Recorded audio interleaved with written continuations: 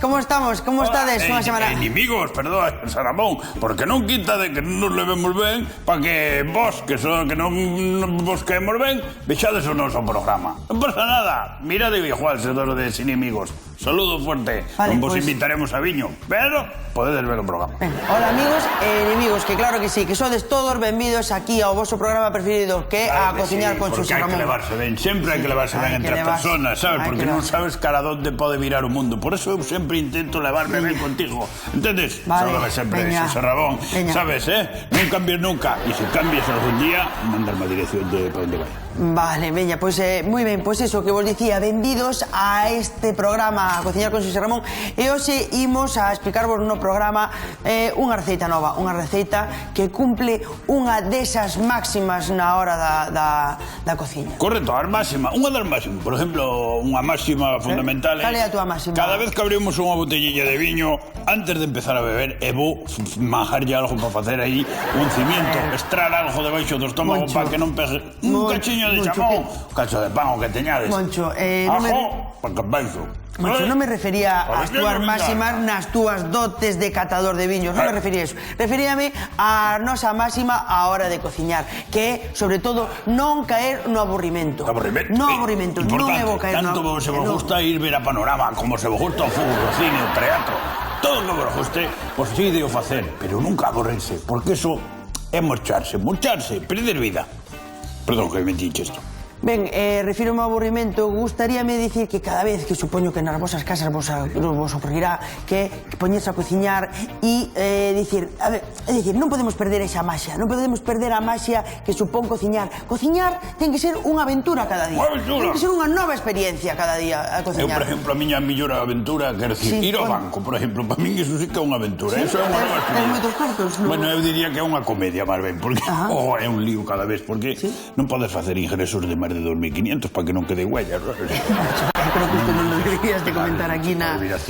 No, creo que quedou claro. Vamos ca receita, Xosé Ramón, non? Ben, pois hoxe seguimos a cociñar un prato que seguramente está descansos de facer nas vosas casas, pero hoxe ímolo facer de outra maneira distinta. Hoxe ímos facer peituga de polo. Caramba. Peituga de polo. Que polo? O polo. O polo. Ese gran misterio, o polo, verdade? Que? Que dixeches? O polo, ese gran misterio. Que misterio ten o polo? Non ten misterio ningún. Digo por esa frase que hai de... Que foi antes, o polo ou a galiña? Vamos a ver, mira, eso... Sí, escoiteño. Me dixeron varias veces. A ver, Moncho, vouche explicar, pero eso é unha pregunta trampa. É unha pregunta que se emprega, pois, para cando non tes resposta para algo, pois ti dis, que foi antes, o ovo ou a galiña? Non, o polo, digo. O sea, bueno, pero estaba, a ver, que se di, está mal dito, o ovo e a galiña, que se di, que preguntan algo, non sabes, se te di, que foi antes, o ovo ou a galiña, porque claro, non se sabe se foi primeiro un ovo... Non, é esa pregunta, porque foi antes a galiña. Nesa pregunta é a galiña antes que o ovo, pero o polo e a galiña... Como se o distí, a galiña foi antes que o ovo, porque se non há... Por moito ovo que haxa, se non hai unha galiña para incubar o ovo, que carallo vai sair de un pito? Choca o ovo, entendes? Se non hai galiña, tens que leválo a unha incubadora. Por exemplo, a Casa das Ciencias da Coruña, unha incubadora. Tamén creo que ver a Casa das Ciencias da Coruña antes de haber a primeira galiña. Entonces ten que haber sempre primeiro unha galiña. Moi ben, me parece moi ben a túa...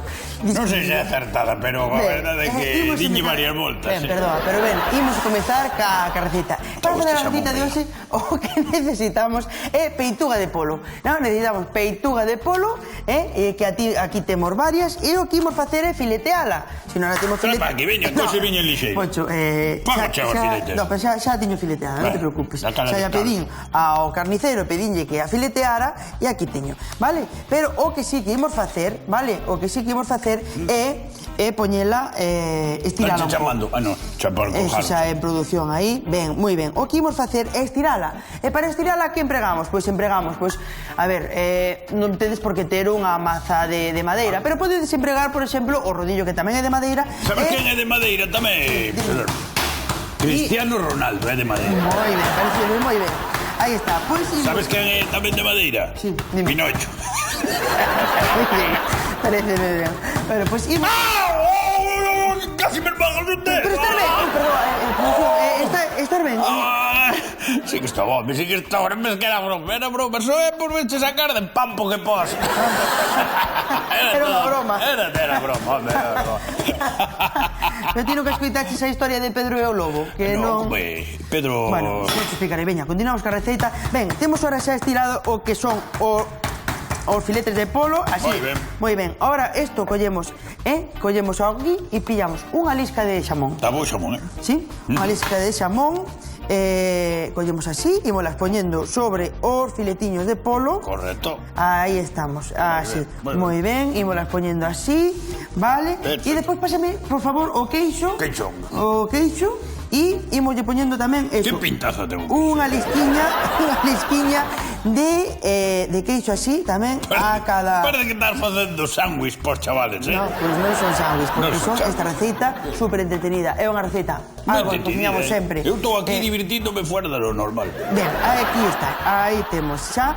E agora o que imos ir facendo é imos ir enrolando. No, botalle de trapallada desta, non? Pa que trouxeches? No. O que temos que aquí é isto, ahora facer isto, vale.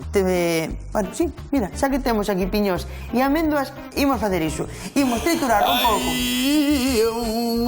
Así, estos son piñós, aí estamos. Botamos un pouco. Pensei que eran pipas. No, son piñós e un pouco de amendoas, aí estamos. Piñón que é un fruto de que árbol? Pois do piño, realmente.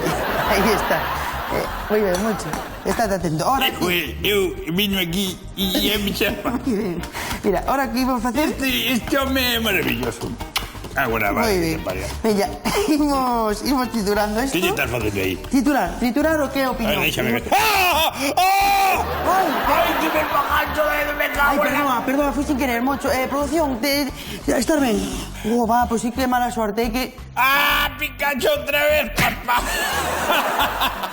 Cago, que inocente, tan simpático como inocente. Ai, que risa. Bueno. Pois veña, imos rematando esta receta. Era broma. Non pasa nada, amigo, non pasa nada. Salúdame siempre, veña, vamos botarlle así un pouco de piñós por aquí. Sí, okay. Vale, moi ben. Eso meterlo no interior, vai quedar. Así, no interior. E ahora o que imos ir facendo é ir collendo así o que o xamón, vale? As lisquiñas e imos ir enrollando. Enrollamos así. Un churro. Exactamente, un churriño. Facemos así, non sei se o podedes ver nas vosas casas. Temos xa feito e pechámolo con un palilliño, vale? E clavámoslo así para que quede pechado e clavámoslo así. Moi ben, agora continuamos, vale?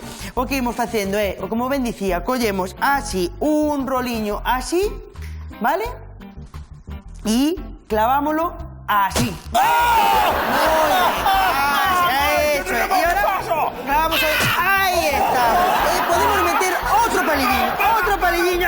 Aí estamos, outro palillo. Aí, moi ben. Agora, moi importante, que xa temos o aceite fervendo. Ben, collemos isto, metemos o que son os filetiños así, en ovo, moi ben, e pasámoslo por quicos, por millo, así, rebozamos ben, e agora directamente esto metémoslo en aceite fervendo e esto está riquísimo. No, perdón, que non volvo a facer, para, que non me...